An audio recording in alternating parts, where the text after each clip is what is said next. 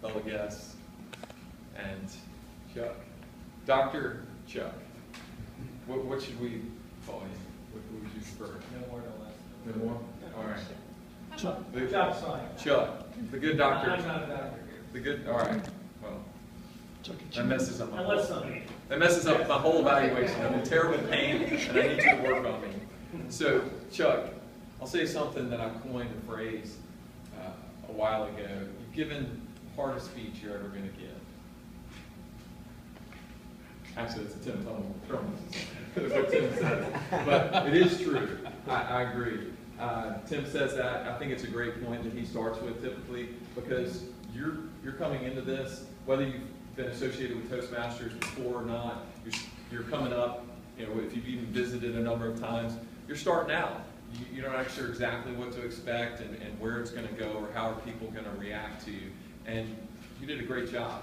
You did a really great job. So what I wanted to point out, I think, was a few key things and points of emphasis in your speech, and go over what I really liked, and then maybe point out a couple minor things, because overall I thought the speech was very good and had very good flow. I think you did some things that many of us, including myself, can work on as far as wrapping things together and really connecting points in your speech. So I'll go over that, and then just a couple of little pointers maybe that would help you as you review and assess yourself in the process. So great start. I love the start. The comparison to the icebreaker ship and how that relates to your story about how your family life and your upbringing and just, I guess, just the drive. It obviously sounds like Chuck has a significant drive. His family has drive. That was a theme spoken about, and in a good way.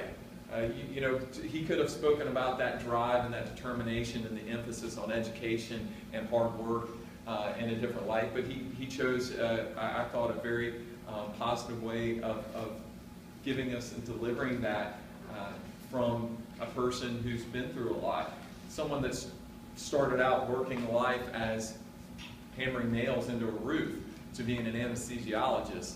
I think you made the right choice. There's a few key things in here that note about how the flow of the speech went. Did you cover certain things? Were you adequately prepared? Yes, you were. Did the audience get to know you? I think in the, whatever it was, 4.5, 5 minutes, we got to know you very well. You encapsulated a lot of things in your life, and we really were able to take that in, digest it, and see a window into a picture of who you are. So I appreciate that view into your life, and I know the people here do as well. Did you speak clearly and audibly? You did. Something I wanted to point out, perhaps, as you stood here and you spoke, you had a little bit of movement, kind of just right in this area, but as I've learned from others who are really demonstrative and specific in their movements, where they'll use the platform and then come here and direct eye contact to someone and make a point. As they move back, they keep eye contact and then bring it to another point. That's something that you might want to start to work on and just think about consciously. I try to do that, and I try to work on it amongst the many things that I can improve upon. In the beginning and the end, I thought you did a great job in wrapping it up. I don't know if you noticed that he ended with the reference again about the icebreaker and how that kind of tied back something from the beginning of the speech. Tim can tell me what that is called. I think it has a terminology.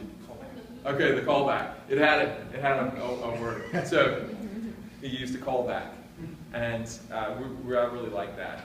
And I think that's something, again, that we don't use enough of, and it really helps put the audience in a frame of mind and be like, okay, I can connect that, and I see where the dots come together. Vocal variety, something else you might want to work on just a little bit, bring your kind of voice up and down as you make points of emphasis. And then a little more, perhaps, eye contact. I noticed you looked down a little bit a couple times, but very, very minor stuff. Overall, it was a great speech. I'm glad that you're here, and if anybody's in serious pain, we've got someone great on in our team in the meeting and part of Toastmasters. So thank you. I think I've run out of all my time.